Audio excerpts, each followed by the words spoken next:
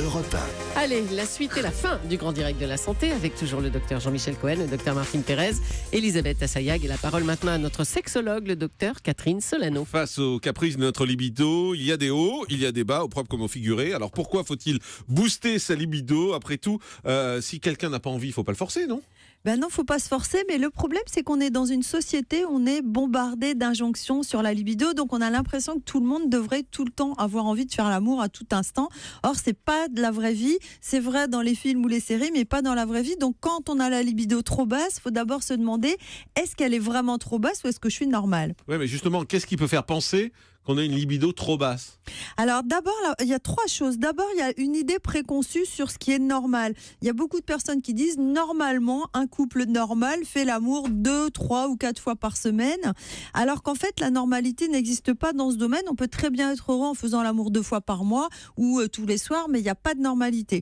La deuxième chose qui peut faire penser qu'on a pas beaucoup de libido ou pas du tout, c'est le harcèlement ou la pression de notre partenaire. Parce que si vous êtes avec quelqu'un qui dit mais t'as jamais envie, moi quand j'ai envie t'es jamais d'accord, plus vous avez de pression, moins vous avez envie. Surtout que quand quelqu'un vous dit t'as pas envie, c'est pas marrant, c'est pas ça qui va vous donner envie. Donc on a de moins en moins envie, on croit qu'on n'est pas normal. Alors qu'on serait avec quelqu'un de plus calme, on aurait beaucoup plus souvent envie. C'est pour ça qu'une même personne dans un couple différent peut dire mais c'est bizarre, avec lui j'ai toujours envie, avec mon ex j'avais jamais envie. Vous voyez, voilà. La troisième chose, c'est de ne pas prendre en compte tous les paramètres. Parce qu'il y a un problème, c'est qu'on se compare aux autres. Et il y a des personnes qui se disent moi je fais pas l'amour souvent, je fais l'amour que tous les 15 jours. Et j'en connais qui le font 3 fois par semaine ou tous les jours. Le problème, c'est qu'ils ne calculent pas le temps passé pour la sexualité. Il y a des personnes qui font l'amour une fois tous les 15 jours pendant 3 heures. Il y en a qui disent oui, mais moi je le fais tous les soirs et ça prend 5 minutes. À la fin de la semaine ou des 15 jours, vous avez passé moins de temps dans votre sexualité que ceux qui le font pendant 3 heures. Oui, en même temps, vous en parlez, c'est une façon assez technique d'en parler, quoi. C'est pas ça l'amour.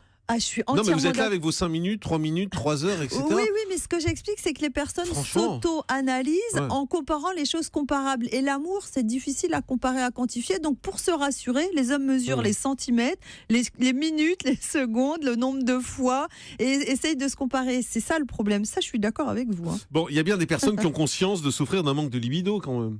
Oui, alors il y a des personnes qui se disent moi j'ai pas du tout d'envie, et dans ces cas-là écoutez, il faut commencer par se demander pourquoi.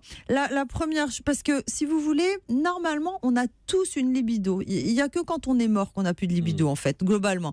Donc quand on n'en a pas, c'est comme si vous voulez, si on était sur un vélo et qu'il y avait les freins serrés, il faut se dire qu'est-ce qui freine ma libido. Mais même les personnes très âgées. Oui. Tout à fait. C'était hier, avant-hier, on avait cette dame de 80 ans qui prenait beaucoup de plaisir à faire l'amour avec son compagnon de 60 ans. Donc voilà, oui. Oui, il y a pas on a encore des années devant nous, ça me fait plaisir d'entendre ça. Donc. D'accord. Et puis 20 ans d'écart dans ce sens-là, c'est toujours agréable à entendre aussi pour nous. Bon, passons.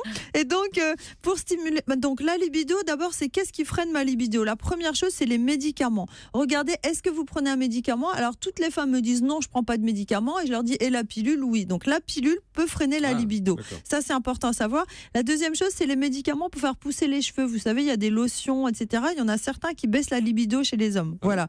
Les médicaments, contre les cancers de la prostate et tous les problèmes de prostate, les médicaments pour la ménopause, les neuroleptiques ou antidépresseurs. Et donc, si jamais vous prenez un médicament, quel qu'il soit, il faut commencer par lire la notice et voir s'il y a marqué baisse de libido. Ça paraît du b.a.-ba, mais comme c'est souvent en petit caractère, on le regarde pas. En général, oui, mais il faut pas les lire. C'est une bonne chose de pas les lire. C'est si on commence à lire tous les effets indésirables, on les a. Mais quand on en a un, il faut regarder.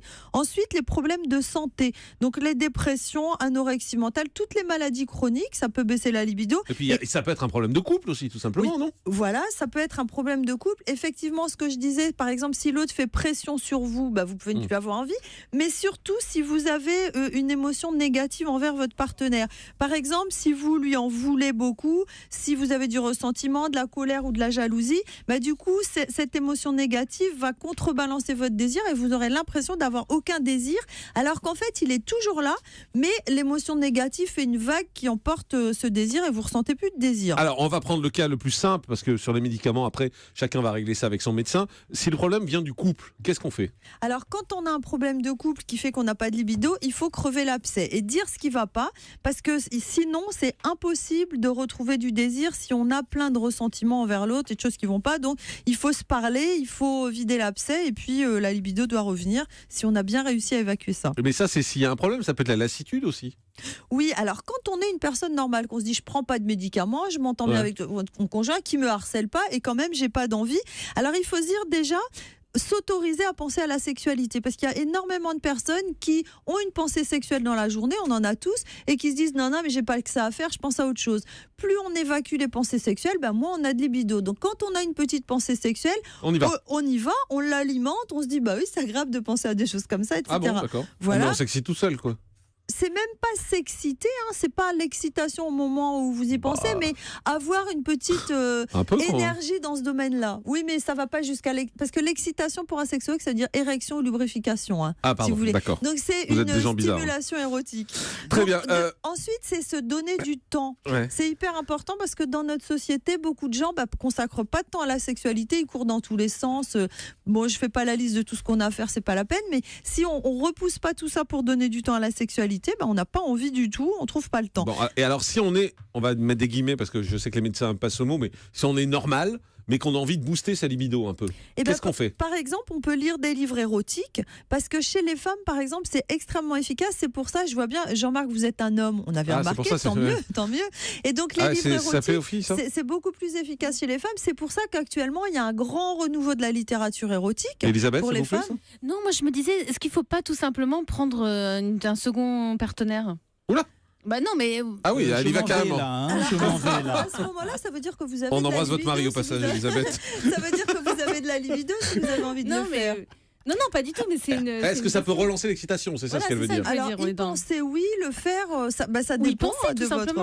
Non, mais une chose aussi qui est importante, c'est de dire à son partenaire ce qui vous donne envie, de lui exprimer ce qui vous donne envie et d'écouter ce qui lui donne envie. Parce que moi, je vois par exemple énormément d'hommes qui disent ma conjointe, elle n'est pas marrante, elle n'a jamais envie. Ouais. Bon, si vous demandez à sa femme qu'est-ce qui vous donne envie, elle va dire ce qui me donne envie, c'est que mon mari me dise qu'il m'aime. Est-ce qu'il vous lui avez dit oui, est-ce qu'il le fait ? Non, mais il se plaint quand même. Ou c'est ou par exemple, j'ai un patient qui me dit moi, ce qui me donne beaucoup envie, ce qui est excitant pour moi, c'est une femme qui porte des talons.